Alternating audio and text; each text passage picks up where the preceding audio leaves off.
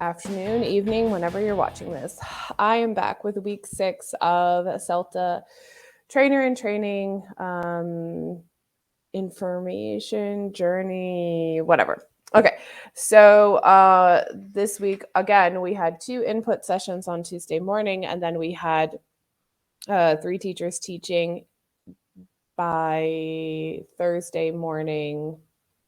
And I think they were doing, oh gosh, I have to pull it up. I think they were doing TP2s, TP3s. So they're kind of getting almost to the midpoint of their journey now. So let's go into the input sessions. The input sessions were on, the first one was on receptive skills focused on reading. And the second one was focused on listening. So,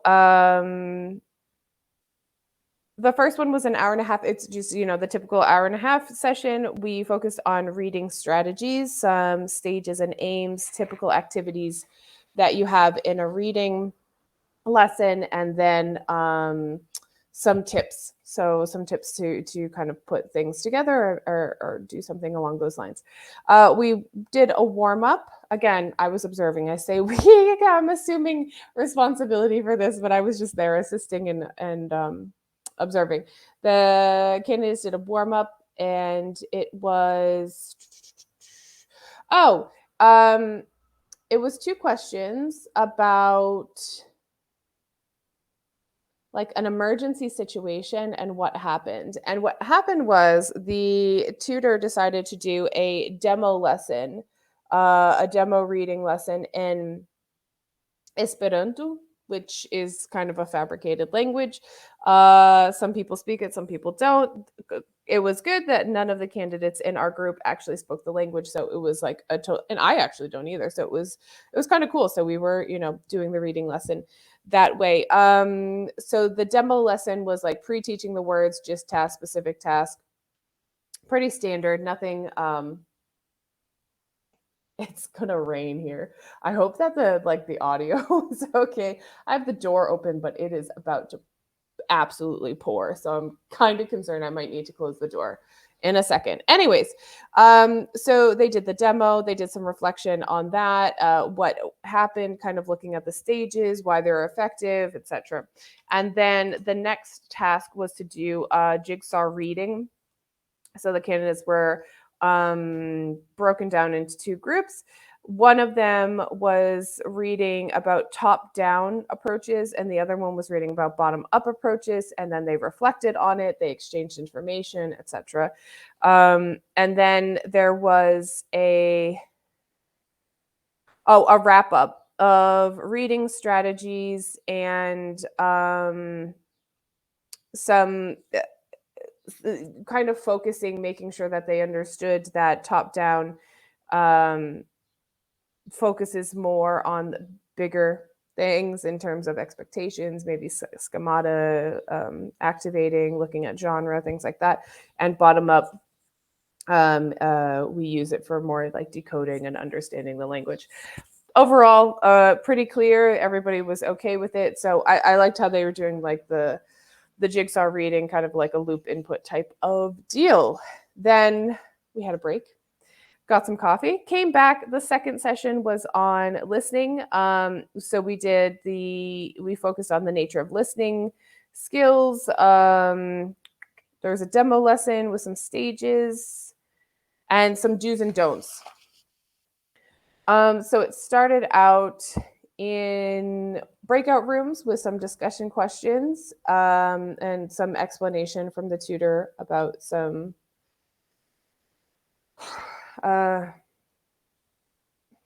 just kind of thoughts on listening in general. And then we moved into the demo lesson. So there was, what did we do again? Sorry. Oh yeah, it was the movie questions, movie genres, blah, blah, blah. They did types of movie genres, and they were drilling the Lexis. Again, it was a demo lesson. So, and then there was an activity for just listening, which they did obviously individually, because you listen individually, you don't listen in pairs. So they listened, they answered, they went to breakout rooms, checked with a partner. Then they did true and false. again, breakout rooms, check with a partner. And then there was some discussion questions in the breakout rooms. So then what the tutor posited to them after the demo lesson was a question about how similar or different are reading and listening lessons.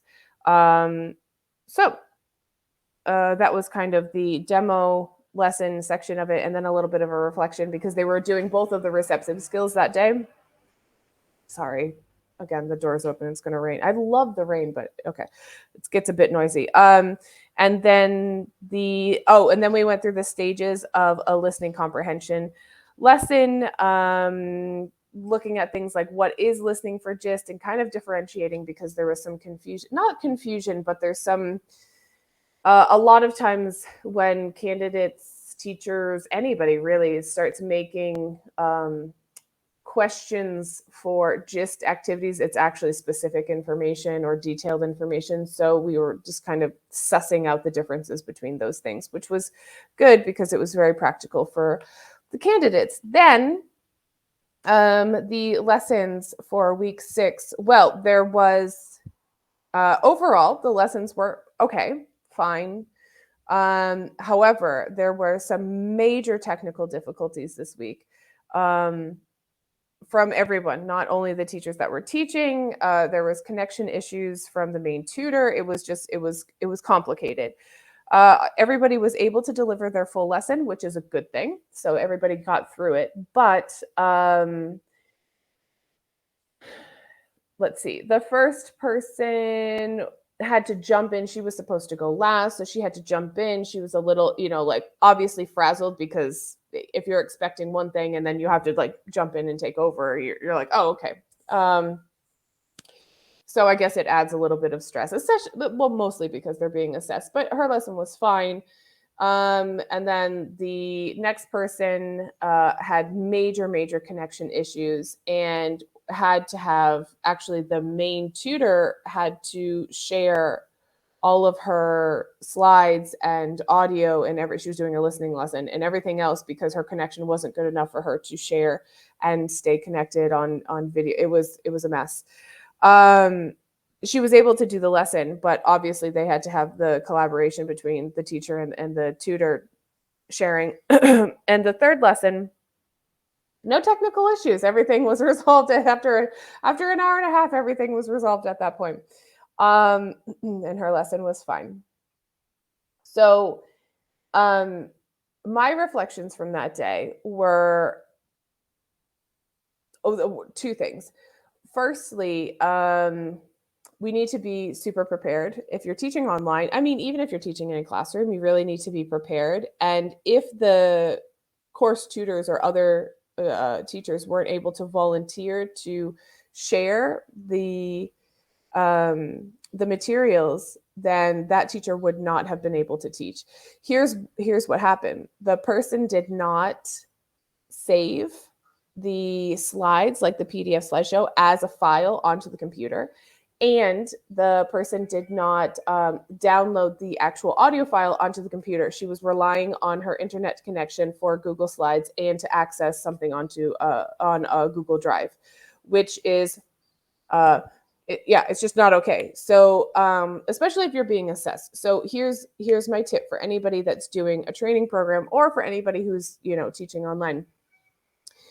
Listen, most of the time technology works for us and it's not really that big of a deal, but especially if you have the added pressure of doing a course and you're being assessed, you definitely need to have hard copy files on your computer so that you can access them and not rely on internet connection. Of course, you can try to use internet connection the whole time, but you can't rely on it. Oh, the other person that was doing that was using an audio for the people to listen to also had issues because she had embedded it into a Canva presentation. Now, her internet connection was totally fine.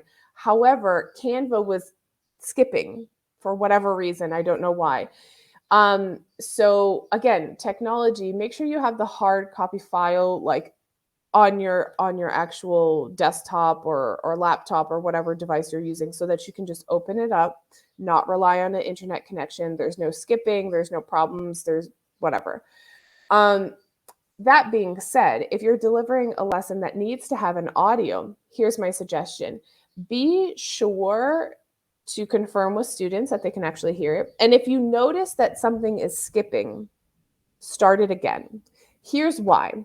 Because if you don't start the audio again, students get anxious because they think that they've missed something. And they'll be so focused on like, oh God, I think I missed something, or it skipped, or I didn't hear a part, or whatever. They're going to be so focused on that, they're not going to be able to do the actual part of their lesson, their activity.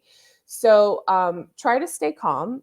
And if you have technical issues, try to mitigate them as best as possible by keeping things directly onto the device that you're using, as files, hard copy files, not something you have to access through the internet. And if people, sorry, motorcycle, if people or if the audio files are corrupted, or they start skipping for whatever reason, just start the activity again.